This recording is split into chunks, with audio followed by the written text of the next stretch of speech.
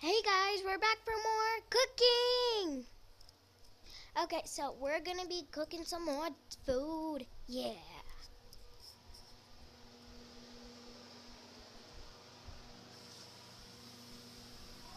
Alright, I'm just cooling down the green sauce a little bit.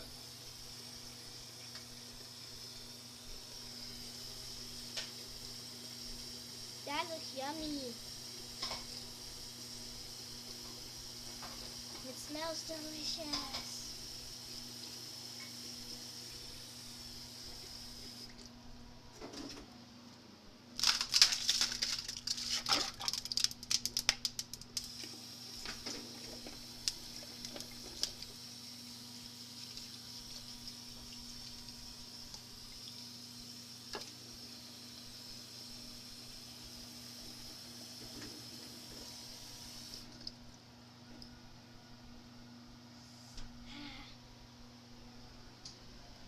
Okay. Now,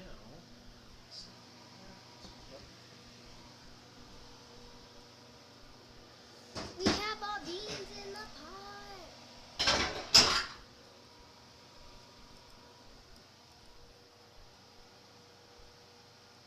Everybody know how beans smell, don't they, Daddy?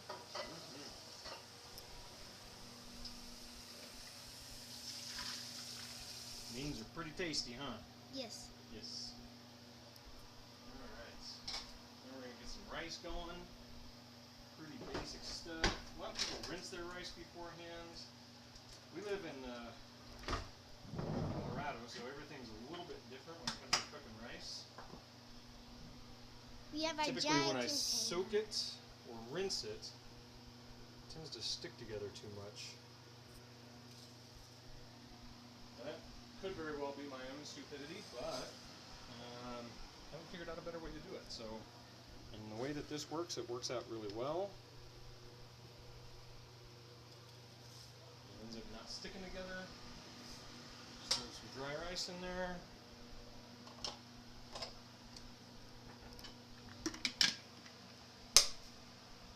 We have a giant rice bucket. Rice. We need a lot of rice, don't we? Yes, we need rice all the time. We had a bunch of rice last night for dinner. It was curry. Curry. Lemon or lime. Lemon.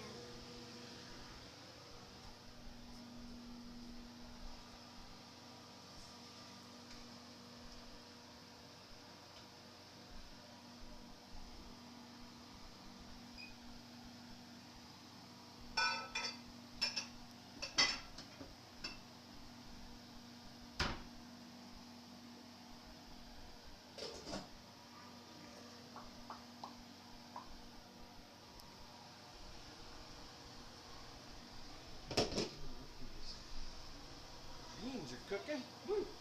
Beans, beans. I love beans, boy.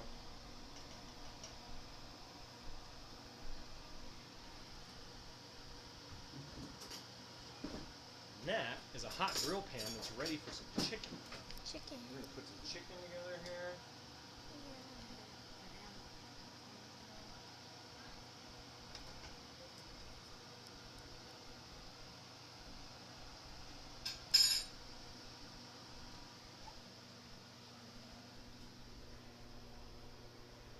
That's salt.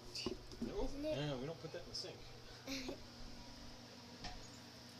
already put garlic in there, but I'm going to add a little more garlic powder to my salsa verde. Salsa verde es tan delicioso y muy sabroso. I don't know if sabroso is actually a word. I know some, but not all.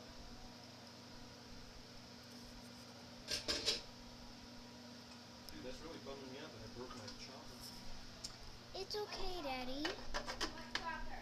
My chopper. It's busted. Watching the dirty dishes. Hey, Abby. Can you put this back in the pantry for me, bub? Yes. Thanks, dude.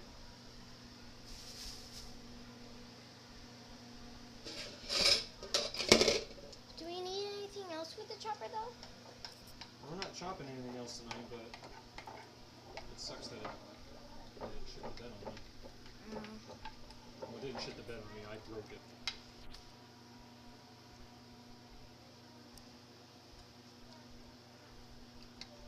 Why'd you put it in the sink with ice, Daddy? Try and cool it down a little bit, because I don't want it to be hot. Salsa typically is not something that you want to be super hot. To make good salsa, you gotta add a little bit of salt.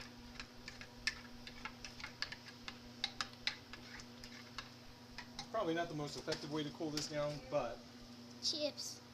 Everybody try to dip. Try to dip, everybody.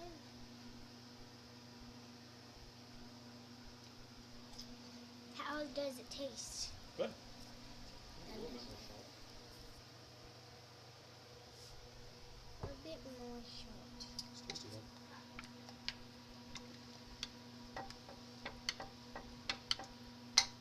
Cool. All right. Now,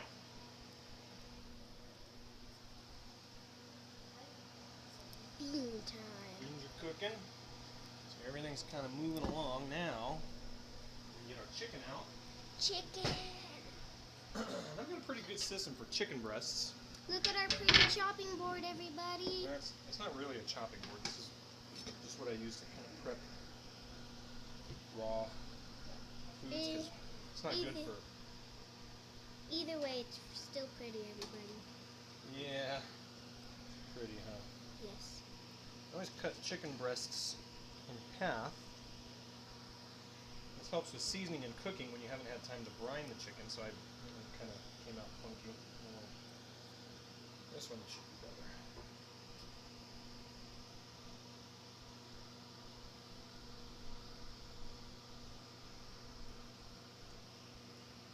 There we go. That's what I'm going for. Daddy, after you touch raw chicken, don't you have to wash your hands? Yes, you do. Because if you touch anything else with it, you're going to get the bacteria from the chicken on whatever else you touch. And not all chicken has stuff that'll make you sick, but some chicken does. So you got to be really careful. Not every piece of chicken has salmonella on it. Not every piece of raw meat is dangerous, but there's enough of them out there that when you do use it, if you want to, and when you do touch the raw chicken, you want to clean your hands off pretty good.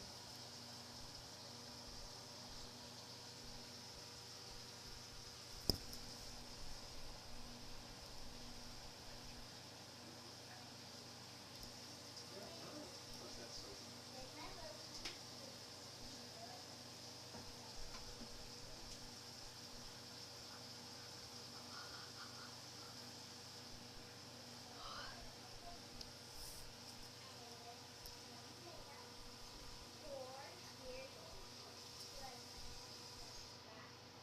One time, I only ever used my own seasoning. The rice is boiling, so I'm putting that on low now so that it'll just kind of do its thing. I used to use my own seasoning. I actually refused to use pre-mixed seasonings because I thought of it as cheating. You know, I can't mix up my own seasonings. There's the rice. And what am I cooking for? But I will have to say, this Santa Maria style seasoning, this is stuff that we got at Whole Foods, and it's out of sight, man. I mean, it basically turns every piece of chicken into Chick-fil-A. It's great. I'm pretty liberal with it. I get it pretty well coated.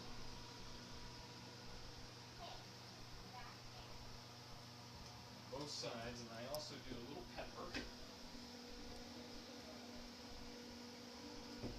Santa Maria seasoning is really good. It's got garlic and onion and salt and some sugar and all kinds of stuff in there.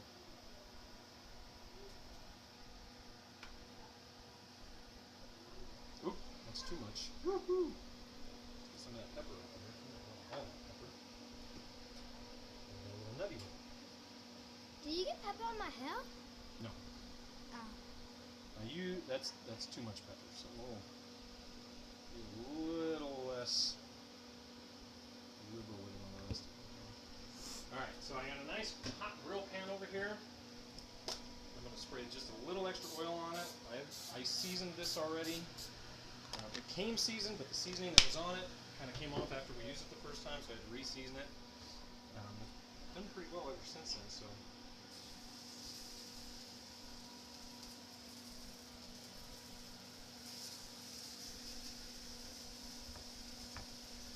I got a couple little pieces that Layla might have. fit here and there.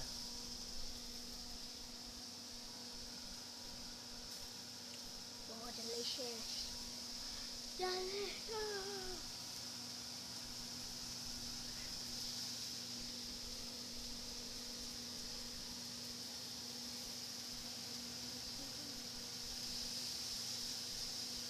How long does it have to be on there, Daddy?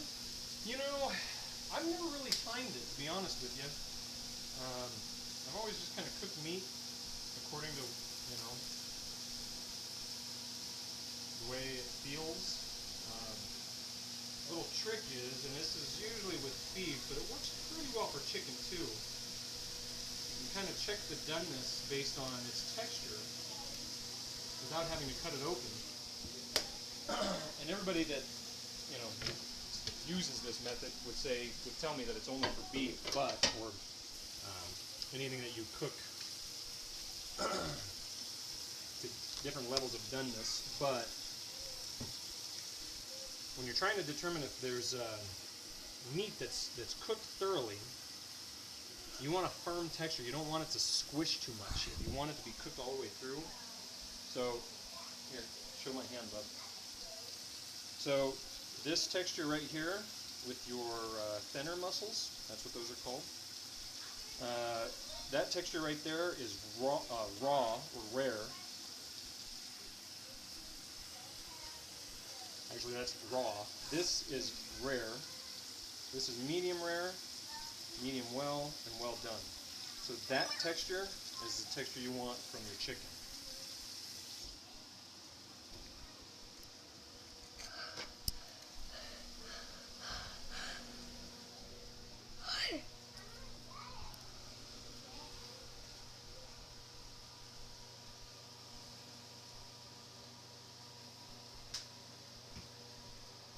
Alright, these beans are looking pretty good. Beans. Beans.